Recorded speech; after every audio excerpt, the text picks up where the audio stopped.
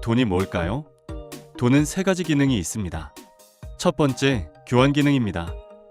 돈은 다른 물건이나 서비스와 바꿀 수 있습니다. 두 번째는 가치 측정입니다. 돈은 다른 물건이나 서비스의 가치를 잴 수 있습니다. 가장 쉽게 얼마짜리로 표현하는 겁니다. 세 번째는 저장 기능입니다. 미래를 위해 돈을 모았다가 필요할 때 쓸 수 있습니다. 돈을 버는 건 역시 교환 기능입니다. 교환이란 말에는 재화나 서비스를 받으면서 돈을 쓰는 경우와 돈을 받고 재화나 서비스를 주는 경우 모두를 포함하는 겁니다. 아이들에게 이야기할 때 중요한 포인트입니다.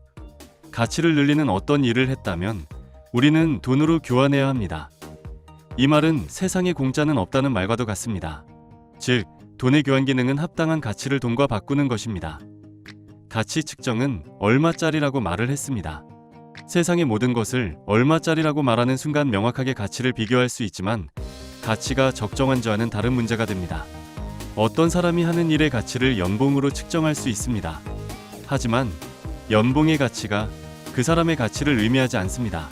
가치 측정의 다른 의미가 더 중요합니다. 다른 사람이 100원이라고 생각해도 나에게는 80원의 가치일 수 있습니다. 즉, 시장 가치는 100원이지만 나에겐 80원으로 내가 100원을 주고 사면 내겐 20원 손해입니다. 반대의 경우도 있겠죠. 시장 가치는 100원이지만 내겐 120원일 수 있습니다. 이 물건을 사면 20원 이득을 보게 됩니다. 가치 측정은 다른 시장 경제에서 살아가는 다른 사람들과 커뮤니케이션하는 기준이 되기도 하지만 나의 필요에 따라 싸게 또는 비싸게 구매하는 기준이 되기도 합니다. 마지막 기능은 저장 기능입니다. 다른 말로 저금하라라고 하는 말입니다. 돈은 썩지 않고 가치를 가지게 됩니다. 그래서 내가 스스로 저장을 하면 돈이 모입니다. 이를 저금이라고 하죠. 남이 모아놓은 돈을 빌리는 것도 가능합니다. 이를 대출이라고 하죠. 돈을 빌려주는 사람 입장에선 투자가 됩니다. 화면처럼 아이들은 학원 가는 것보다 빵을 선택할 겁니다.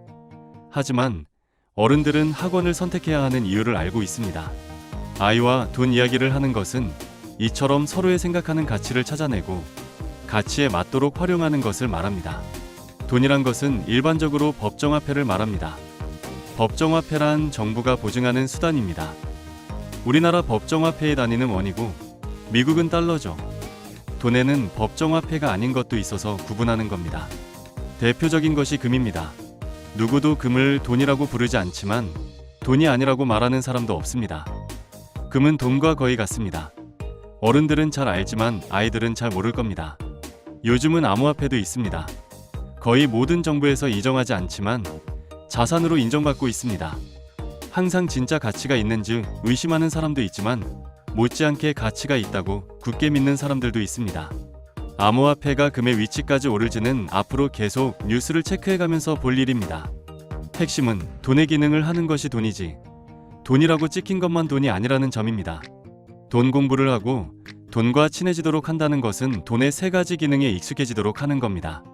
돈을 많이 벌어라, 아껴 써라 하는 것은 첫 번째 기능만 이야기하는 것입니다.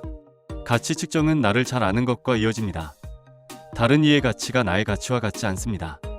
마지막으로 돈을 저장하는 것은 단순히 저금해라가 아닙니다. 시장 경제에서 금융이라고 부르는 활동을 익히는 과정입니다. 돈을 빌리고 빌려주고 투자하고 성과를 챙기는 과정 모두가 포함됩니다. 돈을 왜 배워야 할까라고 물으면 아이들은 부자가 되려고 할 겁니다.